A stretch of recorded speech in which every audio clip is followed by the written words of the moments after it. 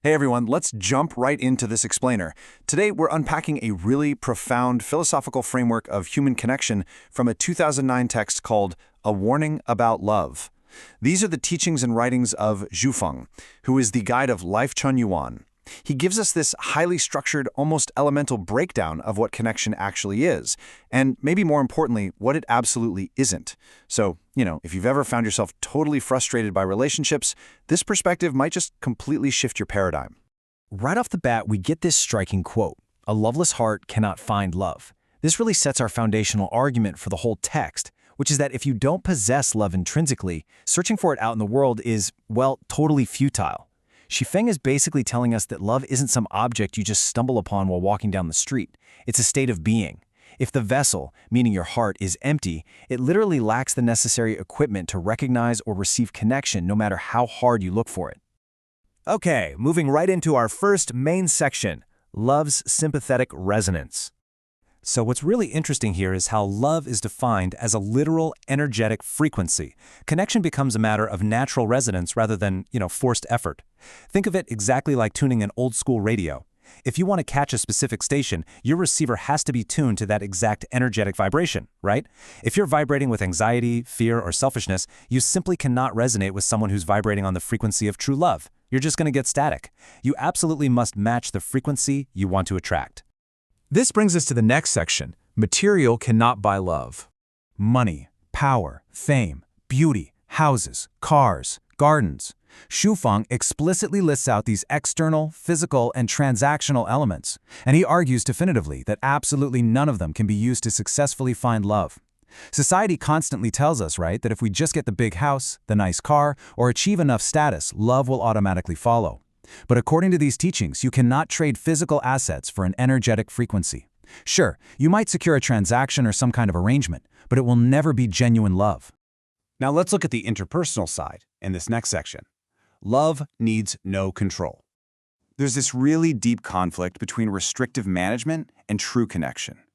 We so often default to these fear-based behaviors, don't we? We think if we heavily monitor our partner, manage their time, prevent them from straying, and just generally control the relationship, that we're somehow preserving love. But true love requires a state that is natural, free, and completely unbound.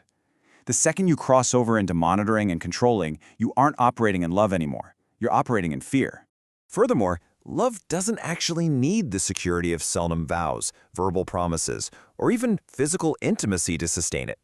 We so often use these mountain-high oaths, or even use sex as leverage to lock someone down, just desperately trying to guarantee they won't leave us. But Zhu Feng points out that these are really just more subtle forms of control.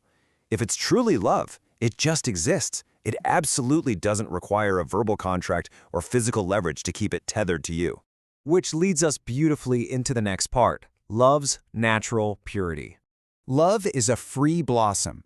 I just love that metaphor. It conceptualizes love as an organic, unforced event that you just have to let unfold on its own. Think about a flower in a garden. You literally cannot pry the petals open with your fingers to make it bloom faster. If you do that, you just destroy the flower. It only blossoms when the conditions are naturally right. And love behaves the exact same way. The text heavily emphasizes that genuine love is entirely natural and absolutely impossible to fake or artificially manufacture. You can't pretend your way into this frequency. It's not some performance you can put on just to impress somebody. It either flows from you genuinely or it just doesn't exist at all. Simple as that. So we have these strict boundaries showing what completely fails to capture love. On one hand, you've got institutional rules and societal constructs, things like laws, norms, regulations. A marriage certificate doesn't actually create love, it's literally just a piece of paper. On the other hand, you have something much more destructive, emotional and physical coercion. Crying, throwing tantrums, threatening to leave, scolding, violence. These are desperate attempts to chain someone to you, and these coercive tactics will never, ever successfully sustain the frequency of love. So, what is the solution? That brings us to our final section, how to obtain true love. To actually experience this elusive frequency, there's a very distinct progression. Step 1. You have to deeply understand the concept first, recognizing love as that free, unbound frequency we've been talking about. Step 2. Cultivate a genuinely selfless heart within yourself, completely removing that underlying desire to control. And finally, step 3. Only once you've tuned your own internal frequency to be selfless can you go out and seek it, using nothing but love itself to protect it. But this entire philosophical framework comes with a pretty stark warning. Attempting to force, manage, or monitor love will inevitably backfire, leaving you with nothing but lifelong regret. It's totally ironic, right? The very actions we take out of the fear of losing someone, constantly checking up on them, demanding promises, having emotional outbursts, those are the exact mechanisms that end up destroying that free blossom of connection. So, as we wrap up this explainer on Zhefeng's teachings, I want to leave you with this provocative thought to ponder. Look closely at your own behavior with your partner, your family, or your friends. Are you acting like a manager desperately trying to control a resource? Or are you providing the sunshine and freedom for a natural blossom to unfold? Understanding that difference might just change how you connect with the world.